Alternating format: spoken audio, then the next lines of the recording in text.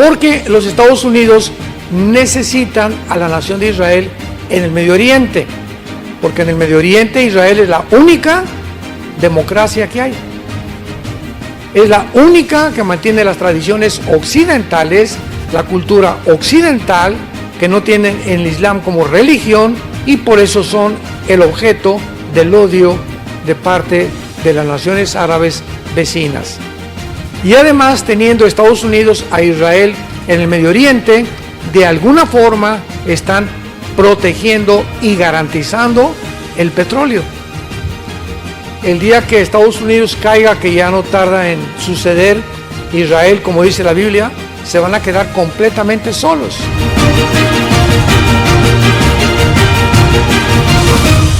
Hemos estado viendo de qué manera ante los ojos del mundo, ¿verdad?, se encuentra actualmente otra vez en los encabezados del periódico, en los medios de comunicación, el área geográfica del Medio Oriente, tal como la Biblia lo profetizó a través de los profetas hebreos hace miles de años. Ahora bien, los palestinos no son palestinos. El nombre de palestino no existe en la Biblia. Ellos adjudicaron este nombre cuando los judíos regresan en el 48 para declarar Israel un estado libre, soberano e independiente. Estos árabes que estaban ahí en la tierra, ¿verdad? Palestina, acordémonos que fue el nombre que un emperador romano le dio a la tierra de Israel para cambiarle el nombre de Israel. Entonces, Palestina no es un nombre tampoco que está en la Biblia, el nombre es Israel. Entonces, durante muchos, casi todo 10 siglos se comenzó Palestina desde Roma, pero es la tierra de Israel. Entonces, este grupo de árabes comenzaron a ser desalojados, o como no les gustó la presencia del regreso de los judíos en el 48, comenzaron a llamarse palestinos porque están ocupando la franja de Gaza. Es una franja que dura que tiene de largo como 50 kilómetros, como 10 kilómetros de ancho, y está junto al mar Mediterráneo, y del lado este tiene Israel.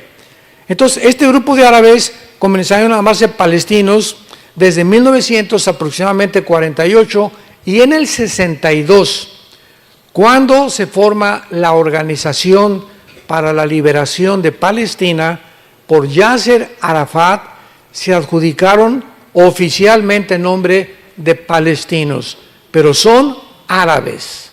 O sea, no existe un grupo, existe Edom, Moab, que son la tierra de Jordania, los cananeos, filisteos, amorreos, etcétera, etcétera, pero no encontramos la palabra Palestina. La palabra filistea sí, porque lo que es la franja de Gaza es la Filistea geográfica donde habitó Goliat. ¿Se acuerdan de Goliat? Era de Gaza, y los hermanos de Goliat y los gigantes tenían esa zona de la franja de Gaza durante tiempos bíblicos.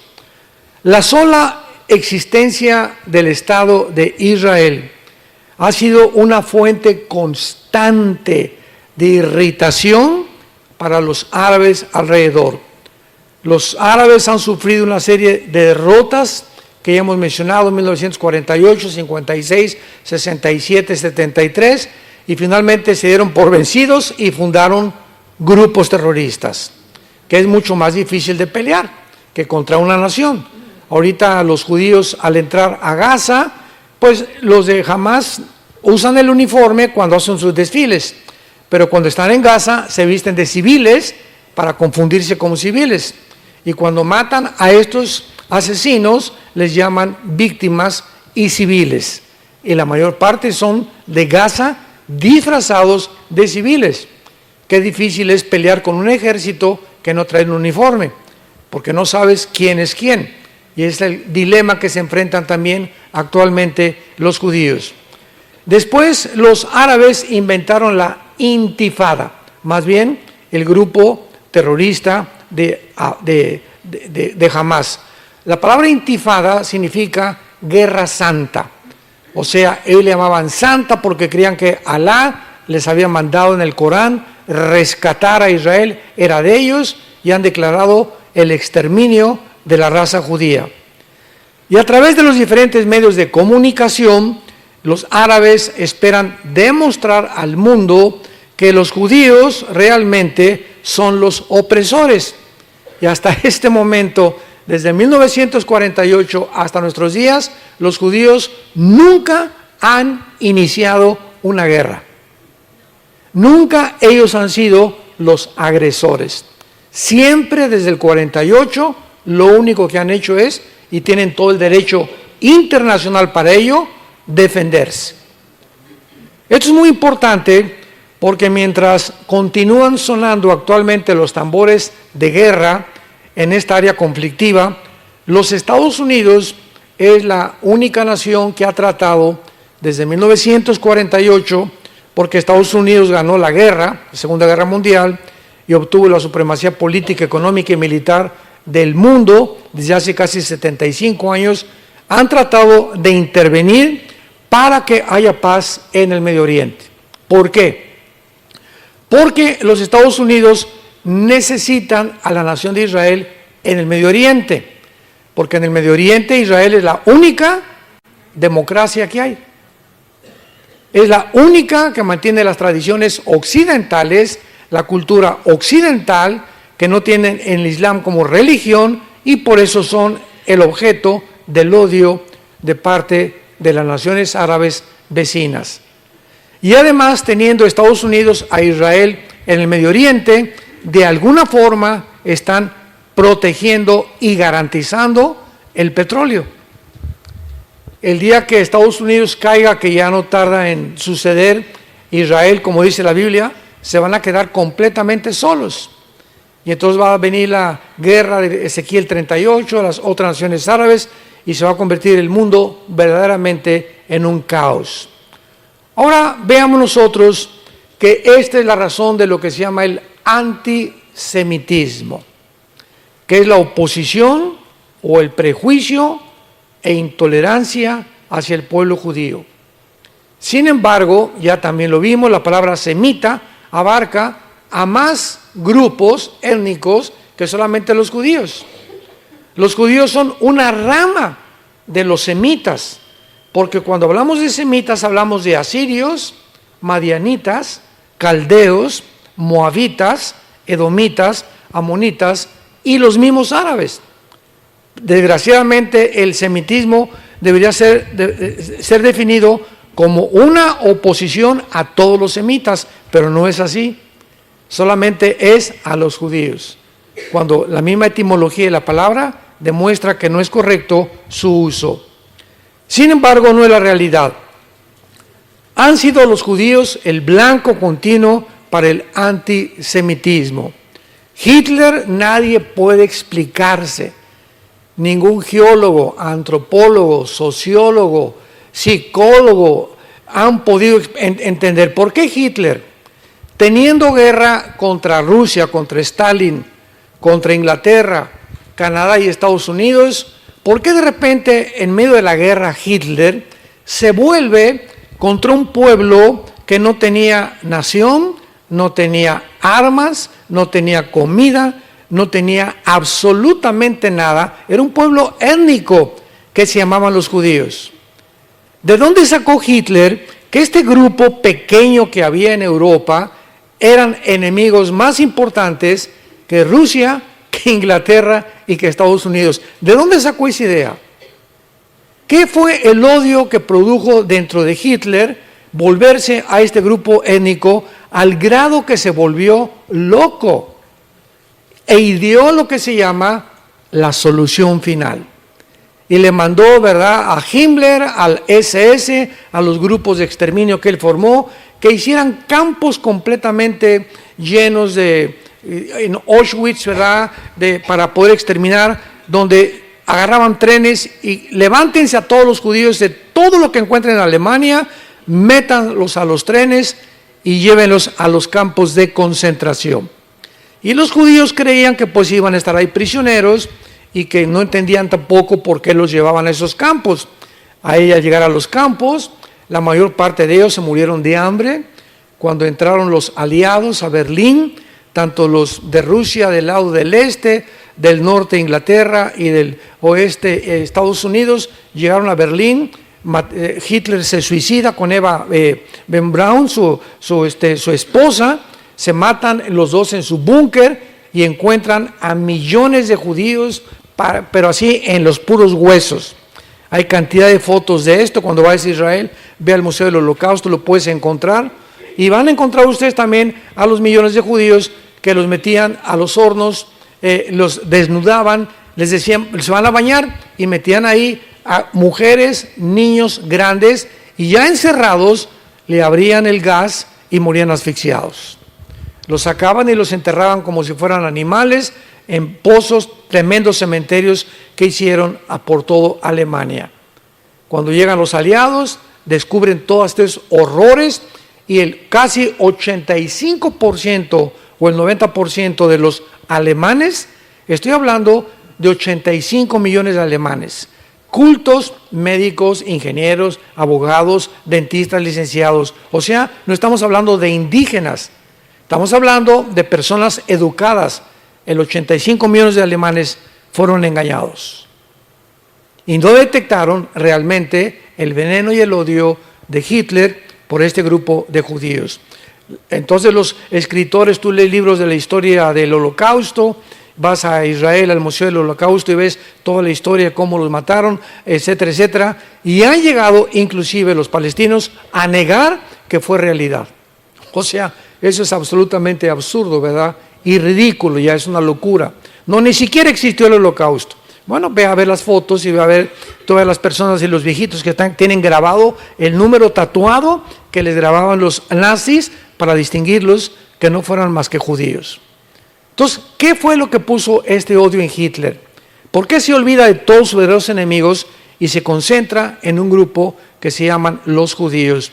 La Biblia es el único libro que explica el odio de Hitler en contra de este grupo, esta raza judía, que es un grupo que él odiaba porque el mismo Satanás poseyó a Hitler. Él se levantaba a las 2, 3 de la mañana, Hitler gritando, y le decía a Eva Braun, su esposa, me están persiguiendo, empapado en sudor. Las mismas características que tuvo Sigmund Freud. Sigmund Freud se levantaba a las 1, 2 de la mañana, empapado en sudor, gritándole a su esposa, en las mismas apariciones que tuvo Hitler también. Qué interesante está esto. Ya cuando unimos las piezas del rompecabezas, comenzamos a entender lo que había detrás de muchos hombres que se lanzaron como disques salvadores de la humanidad. Entonces, este odio, ¿verdad?, es producido por Satanás. ¿Por qué quería destruir Hitler a los judíos? Porque Satanás, Apocalipsis capítulo 2. Vayamos a Apocalipsis 12. Vean ustedes qué cosa más maravillosa es la Biblia. Dice en Apocalipsis capítulo 12, versículo 12. Por lo cual, alegraos cielos y los que moran en ellos. ¡Ay de los moradores de la tierra y del mar!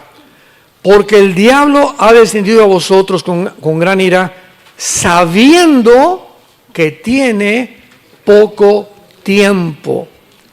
El diablo, aunque no conoce específicamente ni el día del rapto, ni el día de la venida del Señor, sabe y calcula por la cronología que Dios dejó en la Biblia los tiempos, pero no el tiempo kairos, el tiempo exacto. Entonces, el diablo sabía que si los judíos regresaban a su tierra, comenzaría a contar la cuenta regresiva, Dios, de las profecías finales. Entonces, el diablo tenía que impedir, de alguna forma previó que iban a regresar a su tierra, porque desde que Teodoro Herzl en el siglo XIX fue un judío, comenzó a pensar en el sionismo, que es la idea de los judíos de recuperar la tierra. El diablo se dio cuenta que ya estaba moviéndose, se hace la declaración Balfour, 1917, los ingleses están de acuerdo en que regresen a su tierra, y Hitler surge como primer ministro de Alemania el diablo tenía que destruir a los judíos. ¿Y quién fue su instrumento? Adolfo Hitler. ¿Por qué? Porque ya lo dijimos en la conferencia anterior, cuando los judíos regresan, comienza la cuenta regresiva de las profecías finales de la historia humana. Si los judíos no hubieran regresado, ¿quién va a reconstruir el tercer templo que menciona la Biblia? Según de Tesalonicenses capítulo 2, Apocalipsis capítulo 11, etcétera, etcétera. Si el pueblo de Dios no hubiera regresado a Israel, ¿a quién iba a perseguir el anticristo? ¿A los tlaxcaltecas? ¿A los aucas? ¿A los aztecas? ¿A quién iba a perseguir el anticristo? Si el pueblo judío no hubiera regresado, no se hubieran cumplido las profecías del Apocalipsis, que menciona al pueblo judío y a 12,000 de cada tribu, que Apocalipsis 7, que van a ser los últimos evangelistas del mundo. La iglesia va a fracasar en evangelizar el mundo, la iglesia es sacada del mundo, Dios se regresa otra vez con los judíos y van a ser 144,000 evangelistas judíos los que van a terminar la profecía. Será predicado este evangelio y entonces vendrá el fin. La iglesia va a fracasar en evangelizar al mundo por la apostasía en que la iglesia se encuentra actualmente. Entonces, todo esto no se hubiera cumplido si los judíos no hubieran regresado y no tuvieran patria. Seguirían exiliados, repartidos por todo el mundo. Entonces, Hitler fue poseído por un principado satánico con la única idea: mata a este grupo de personas. Y la gente no lo explica ni psicológica, ni psiquiátricamente, ni antropológicamente, por qué Hitler tenía ese odio con este grupo étnico llamados los judíos. Ahora ustedes lo entienden. Porque era importantísimo para el diablo impedir que formaran una nación, que se independizaran, porque entonces comenzaría su cuenta regresiva a contar. Y dice Apocalipsis, sabiendo que tiene poco tiempo. Ahora veamos claramente en Apocalipsis 12, que es todo el capítulo que se dedica principalmente a Israel. Que Juan, dice versículo 1, ve una señal en el cielo. Apareció en el cielo una gran señal. ¿Qué es una señal?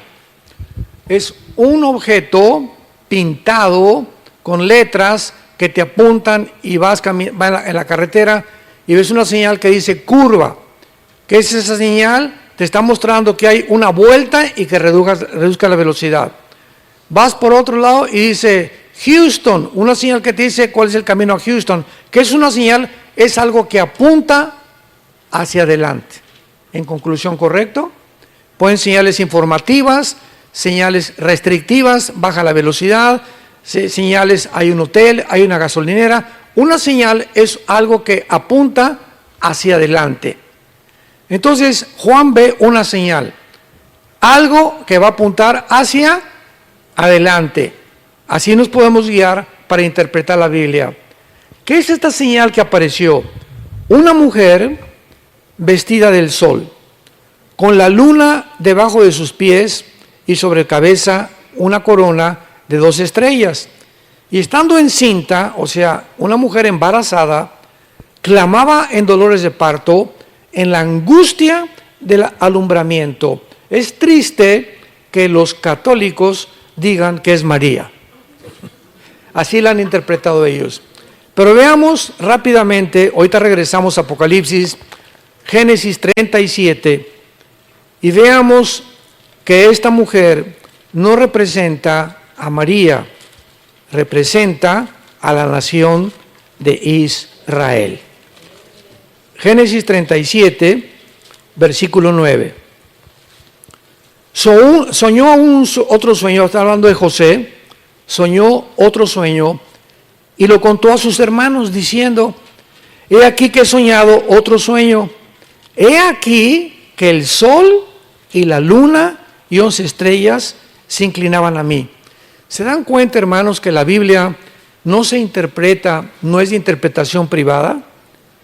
Nadie puede venir a la Biblia y pues, me imagino que es esto, y pues yo creo que es esto. O sea, si cada quien tomara una perspectiva diferente o una opinión, pues cuántas habría, ¿verdad? Por eso hay tantas sectas. Pero la Biblia se interpreta a sí misma. Y si tú vienes a Apocalipsis y quieres saber qué son las estrellas, los cuernos, los candeleros, los menorás, tenemos que encontrar dentro de la misma Biblia su interpretación. Entonces aquí José está soñando y dice el versículo 10, y lo contó a su padre y a sus hermanos. Y su padre le reprendió y le dijo, ¿qué sueño es este que sueñas? ¿Acaso vendremos yo y tu madre y tus hermanos a postrarnos en tierra delante de ti? Viene Jacob y le interpreta a José el sueño.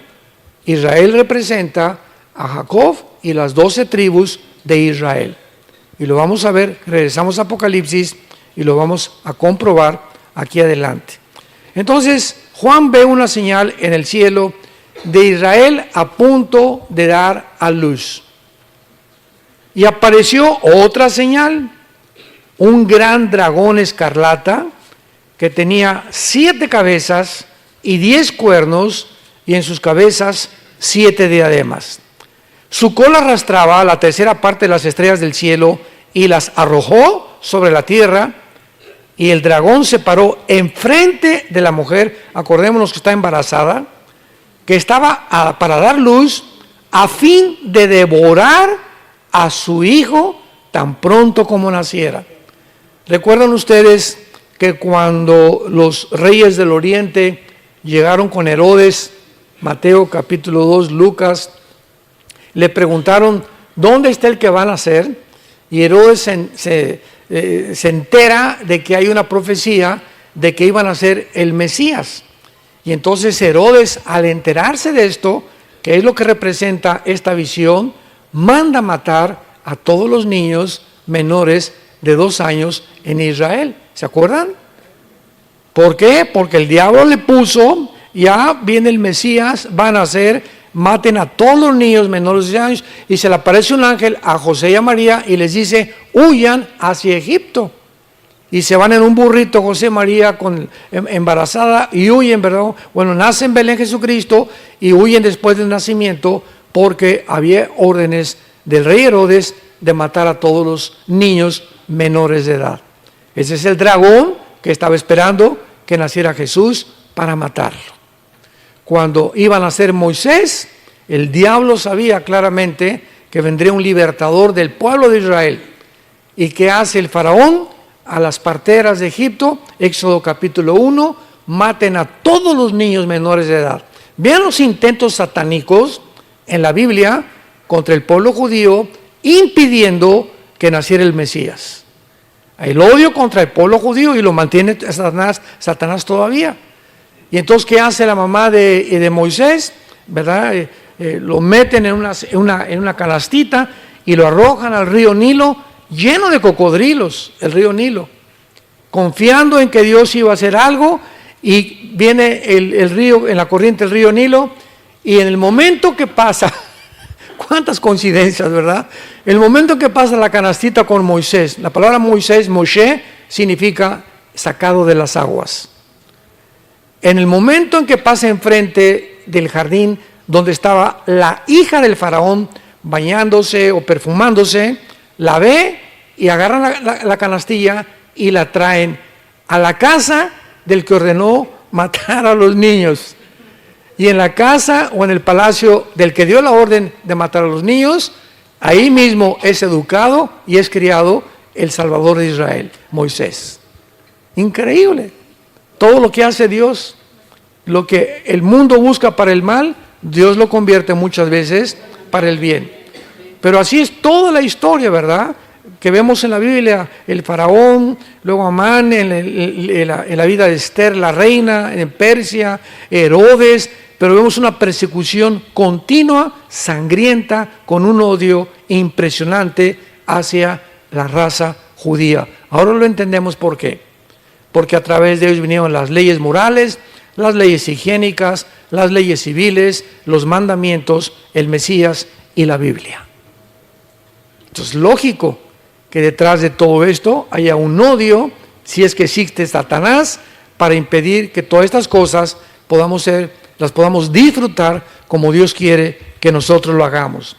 Entonces vemos aquí en el versículo 3 de Apocalipsis 12, que el dragón escarlata, así se le llama al diablo, tenía 7 cabezas y 10 cuernos, de los cuales ahorita no hay tiempo de interpretar eso, y su cola arrastraba a la tercera parte de las estrellas del cielo. Aquí está hablando de la rebelión de Satanás, que no es Satanás.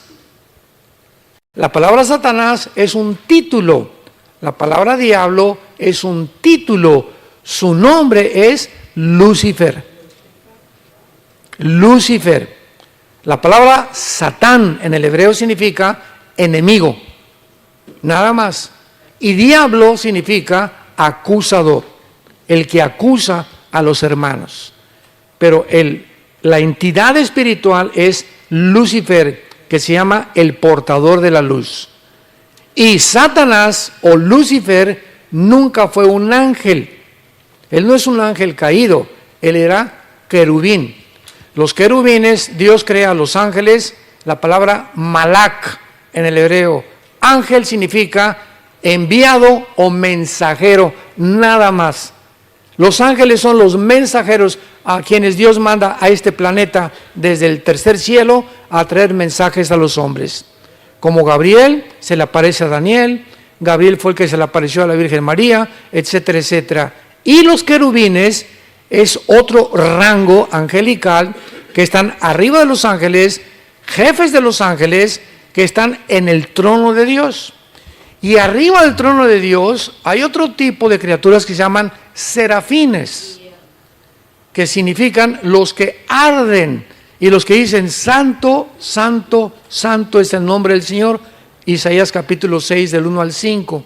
Todos los serafines no se mueven de ahí. Los querubines, que era Satanás, él protegía el trono de Dios. Querubín protector está en Ezequiel 28, toda la creación de Lucifer. Y pregunta, ¿por qué se le llama querubín protector si el pecado no había entrado?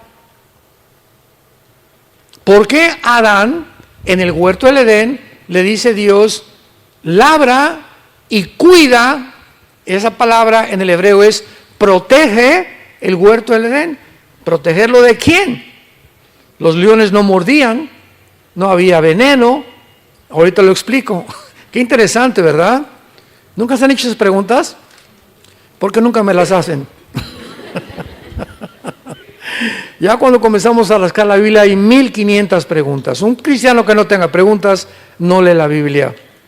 En primer lugar, cuando Dios crea a los ángeles allá en el cielo, a los querubines, creó Dios a todas las criaturas con el potencial que pudieran revelarse. Cuando Dios creó el universo, Dios tenía 3 opciones.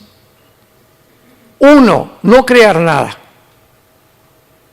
Nada, así podía existir el Padre, el Hijo y el Espíritu Santo por los siglos de los siglos, porque Dios no necesita nada ni nadie. Número 2, crear criaturas que nunca se rebelaran, que nunca tuvieran la opción de volverse en contra de Él.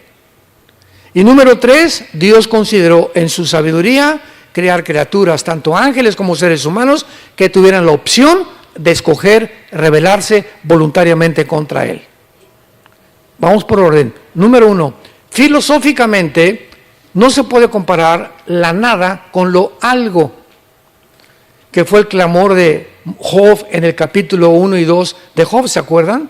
Job estaba tan alto, dijo, Señor, ¿por qué no morí al nacer? ¿Para qué nací? Hubiera mejor sido un aborto, dijo Job. ¿He nacido para sufrir? ¿Para eso me trajiste al mundo? Él quería comparar que hubiera sido mejor no existir a existir. Más adelante se lo explica a Dios. Entonces, está descalificada la primera opción porque no puedes compararte nunca que la nada es mejor que lo algo. Número 2, si Dios hubiera creado un universo con criaturas que nunca hubieran tenido la opción de pecar, hubiéramos sido robots. Nos hubiera dado Dios cuerda, ámame, ámame, ámame, ámame, ponernos un chip, ¿verdad?, en la que siempre estuviéramos dirigiendo nuestra atención hacia Él. Y en tercer lugar, Dios optó por crear criaturas que tuvieran la libertad de escoger entre el bien y entre el mal voluntariamente, y finalmente juzgar a las personas que le rechazaron con las evidencias que él dejaba, para que pudiera haber un universo de criaturas que le amaran voluntariamente. Ahora, fíjense ustedes en lo siguiente. Esto lo podemos aplicar políticamente. Si en un país solamente hay un candidato, como está pasando en todos lados, porque es un circo que hay otros candidatos, ya sabemos quién va a ganar, ya están apartados los que van a ganar. Entonces, realmente, en un país donde no hay una democracia limpia, no es democracia, porque la palabra demócratos en el griego significa el gobierno del pueblo. El pueblo escoge a sus gobernantes sin opresión ni presión de ninguna circunstancia. Entonces, cuando no hay dos candidatos, ¿hay libertad? Pues no hay libertad, porque solamente uno va a salir, ya está designado ese. Entonces tiene que haber dos caminos siempre, el bien o el mal. Además, si yo no conozco el mal, ¿cómo conozco el bien? Si Cristo no hubiera muerto en la cruz, ¿cómo hubiéramos conocido su amor? ¿Cómo hubiéramos estado convencidos de que Dios nos ama? Pero cuando yo conozco el mal y nazco en el mal y nazco en el pecado, y veo lo que el pecado ha hecho en mi vida, y veo el amor de Dios en la cruz, puedo apreciar realmente que Dios me ama, reconozco mi condición y corro a la cruz porque encuentro en la paz y la armonía y el perdón y la misericordia que mi alma necesita. Porque de tal manera amó Dios al mundo que dio. ¿En dónde demostró Dios su amor? Nos mandó palomitas del cielo. No, nunca mis hijos se van a enfermar, nunca va a haber guerra, nunca va a haber nada. No, Dios mostró su amor en una cruz. Como decía Billy Graham, el gran evangelista del siglo pasado, cada vez que tengo un problema, yo tuve el privilegio de estar con él 2 días en Acapulco, en México. Me escogieron a mí para ser su intérprete cuando fue a México. Fue un privilegio que Dios me dio en 1983-85 del siglo pasado. Y nos dijo Billy Graham a él, a mi hermano que estaba conmigo, que es menor que yo, y a mí. Me dijo, cada vez, Armando, que yo veo hacia el pasado y dudo de Dios, y tengo problemas porque siempre todos tenemos dudas de Dios, si será o no será, si es esto o aquello, lo único que hago es siempre voltear y ver la cruz. Me quedó grabado, como no se imaginan, en mi alma. Ya no me pongo a pensar en ninguna otra cosa, solamente sé que Dios me ama, ahí está la cruz. Y aunque no lo entiendas y pasen cosas que parezcan contradictorias en tu vida, ve la cruz. Dios te ama. De tal manera que dio a su Hijo en nuestro lugar. Esto es entonces lo que la Biblia revela de la rebelión. Y dice el versículo 5, y ella dio a luz un hijo varón. Sabemos que es Jesús, que regirá con vara de hierro a todas las naciones, y su hijo fue arrebatado por Dios y para su trono. Aquí nada más en el versículo 5 hay 2000 años de diferencia.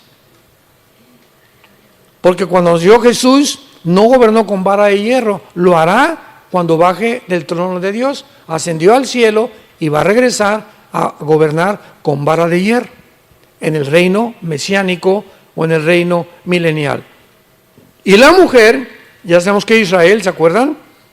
Ahora entendemos, la mujer, o sea Israel, huyó al desierto, donde tiene lugar preparado por Dios para que allí la sustenten por 2060 días, o sea, 3 años y medio. ¿Se acuerdan de Mateo 24:15? Ya tenemos otra pieza de rompecabezas. Jesús les dice a los judíos, Mateo 24 es específicamente a los judíos. En Mateo 24 no es el rapto, porque el rapto no estaba en el Antiguo Testamento. Recordamos, el rapto fue un misterio revelado en el Nuevo Testamento.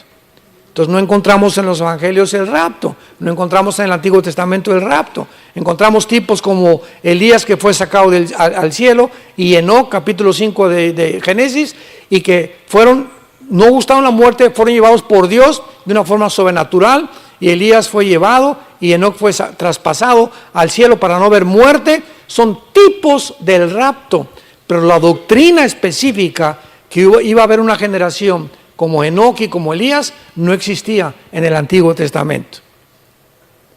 Entonces, ¿qué dice Mateo 24:15? Jesús a los judíos: cuando veáis la abominación desoladora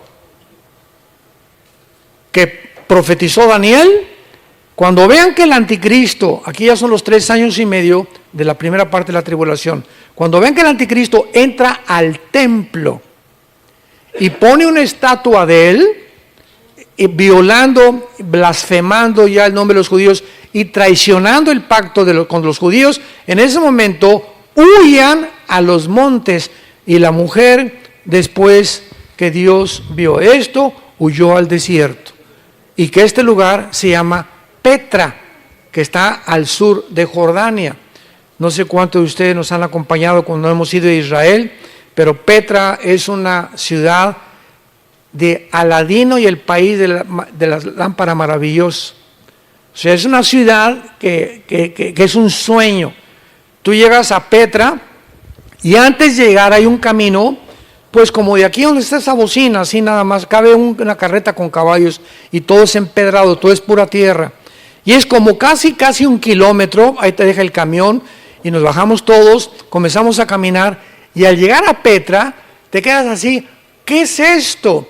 Es una ciudad incrustada en los montes, en las piedras, llena de camellos. Me acuerdo que a nuestra hija Salén me están ofreciendo 25 camellos por ella. Siempre mi hija se acuerda de eso, por cierto, se acaba de casar hace 1 mes y medio, era la más chiquita que teníamos en la familia. Y llegó un árabe, ¿verdad? Y 25 camellos, le dije, no. Y total que nos seguimos caminando. Está soñando en está en el desierto, pero todo es impresionante, las construcciones de Petra. Es un sueño, que no sé ni cómo lo pudieron haber construido así. Y nos alcanza el árabe como a los 5 minutos: 40 camellos por tu hija. Le dije, te dije que no, por el amor de Dios. Y vamos a comer, falta como 40 minutos y me estaban esperando afuera: 500 camellos por tu hija. Le dije, ni aunque me des 1.000.000 de camellos por mi hija te voy a dar nada. Pero es algo maravilloso, pero esta es precisamente la profecía que está relacionada con Mateo 24:15. La mujer huyó al desierto, donde Dios tiene preparado para ella que allí la sustenten por 1260 días. Vean esta profecía en Isaías 27 también. Isaías 26, perdón.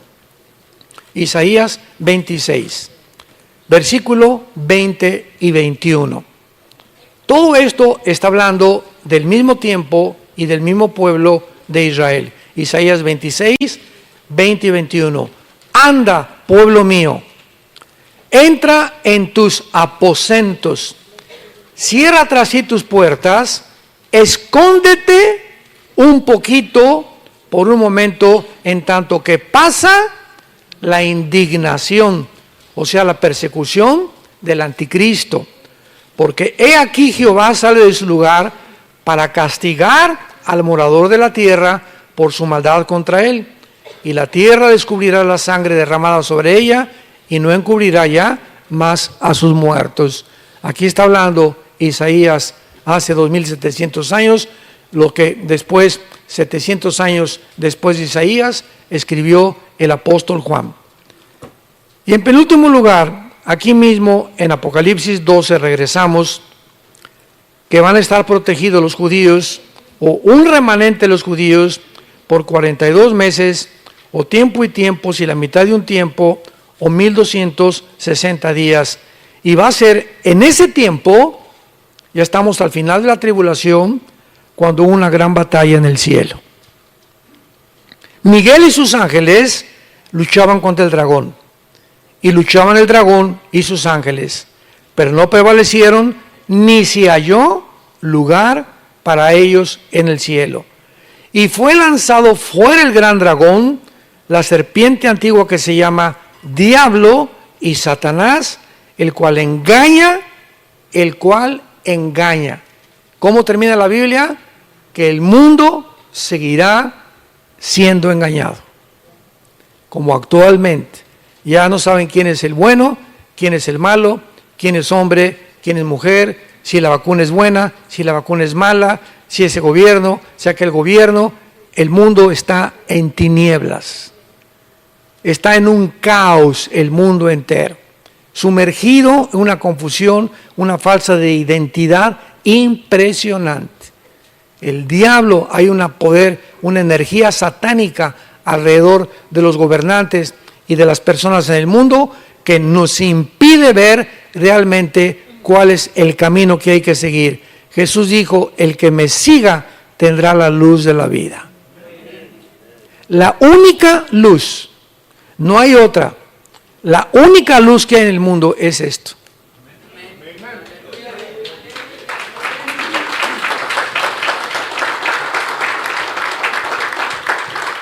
Segunda de Pedro, tenemos la palabra profética más segura, a la cual haríamos bien, más que ahora, más que en este tiempo, a la cual haríamos bien en estar atentos como una antorcha, como la única luz que nos ha dejado Dios, para que podamos realmente permanecer en la luz hasta que el día sea perfecto, hasta la venida de Jesucristo.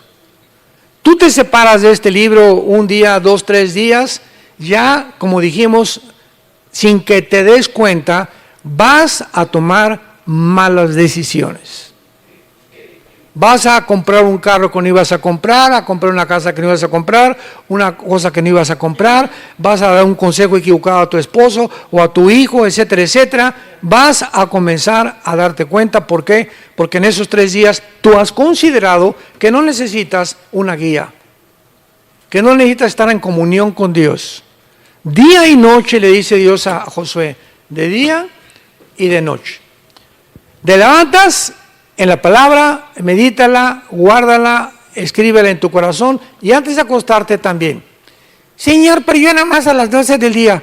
O que la canción, de día y de noche dice la Biblia. Pero yo nada más a las 5 de la tarde, Señor. O de día y de noche. ¿Qué cabezón eres? Ahora, hay una pregunta y no quiero que nadie levante la mano.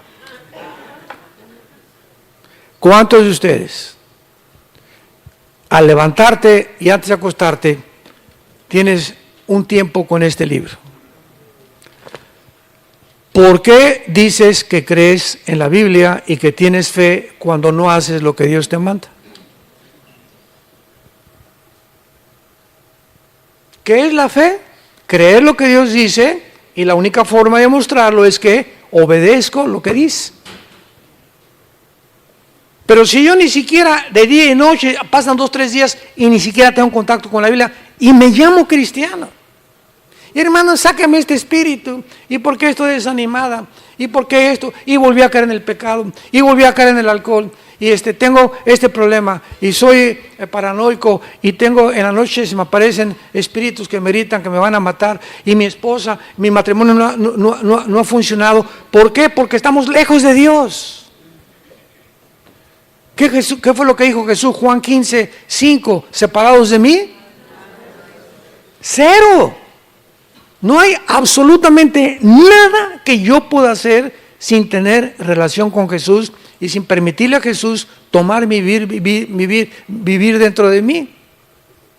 Entonces no, es imposible que tu matrimonio funcione, que tus estudios funcionen, que tu trabajo funcione, porque separados de Él no podemos hacer nada. Porque no lo haces porque no es cierto que crees. No es verdad que crees, porque si creyeras, lo obedecerías. ¿Y quién es el que guarda mi voluntad y mis mandamientos? El que me sigue hasta el final, y cuando ustedes me sigan, conocerán la verdad, y la verdad los hará libres. Tenemos que, más que nunca, santos de Dios, en este tiempo, vivir cerca de Dios. No se imaginan, no tienen idea todos ustedes lo que se viene sobre el mundo. Las cosas no van a mejorar, ni políticamente, ni religiosamente, ni filosóficamente, ni científicamente, ni en ninguna academia religiosa que puedan ustedes conocer o estudios que puedan ustedes conocer. En ninguna área de la vida va a funcionar. El mundo está a la orilla de un abismo a punto de caer. La humanidad está a punto de caer. El ser humano ha fracasado como ser humano por sacar de la ecuación a Dios. Los únicos que van a sobrevivir, los únicos que van a tener dirección, los únicos que van a realmente a saber, a no tener miedo hasta el fin, son los que seguimos a Jesús. Y hasta que tú no entres y entiendas eso en tu cabecita y te arrepientas hoy mismo, de tu vida que llevas, tan superficial y tan carnal, nunca podrás conocer la verdad. Y estas tinieblas que van a cubrir el mundo te desviarán de tu camino y del propósito por el cual fuimos creados. Te damos gracias, Señor, en esta tarde por tu palabra.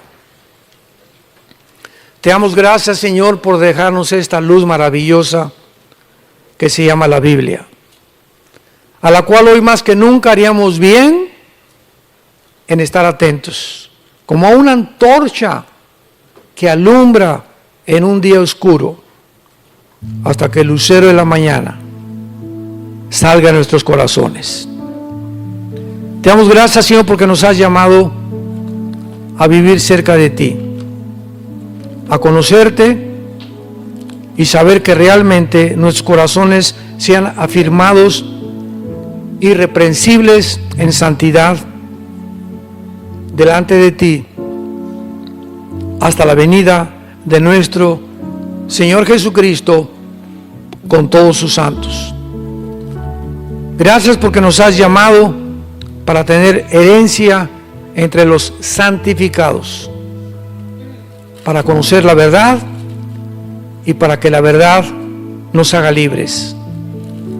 Pedimos en oración que el amor de todos ustedes abunde más y más en todo conocimiento, para que siempre aprueben lo mejor, a fin de que sean sinceros e irreprensibles en el día de Jesucristo, llenos de frutos de justicia que son por medio de Jesucristo, para la gloria y la alabanza solamente de nuestro Dios.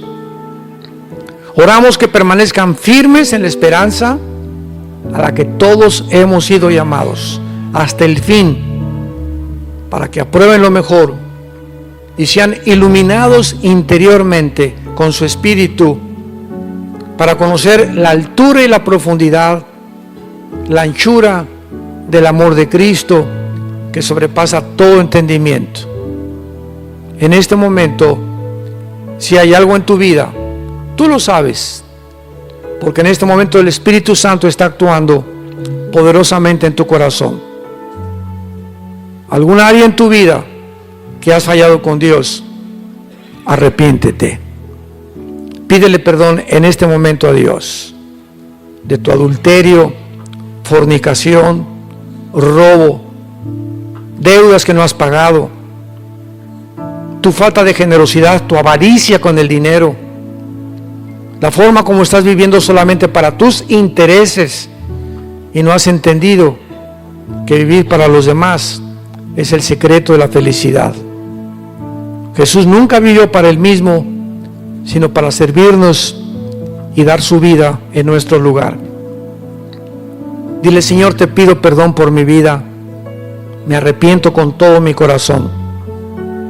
Muéstrame en este instante todas esas áreas oscuras de mi vida, esos cuartos en mi vida que no te he permitido entrar, eso que yo creía que eran secretos en mi vida. Tú los conoces y tú no puede haber secretos para ti.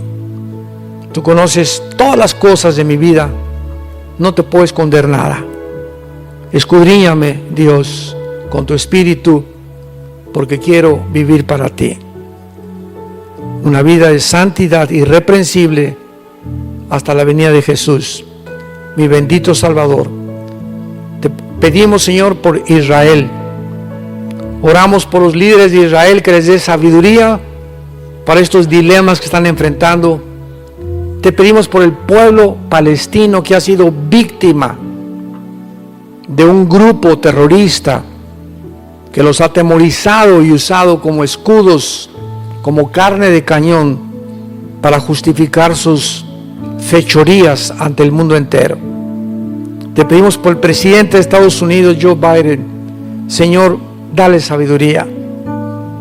Guárdalo, Señor, y que tomen decisiones que bendigan a tu pueblo. Te pedimos por cada nación del continente americano, por los líderes mundiales, que haya luz, Señor, que puedan ver realmente la realidad y volverse a ti con todo su corazón, porque te lo pedimos y te damos las gracias en el nombre de Jesús.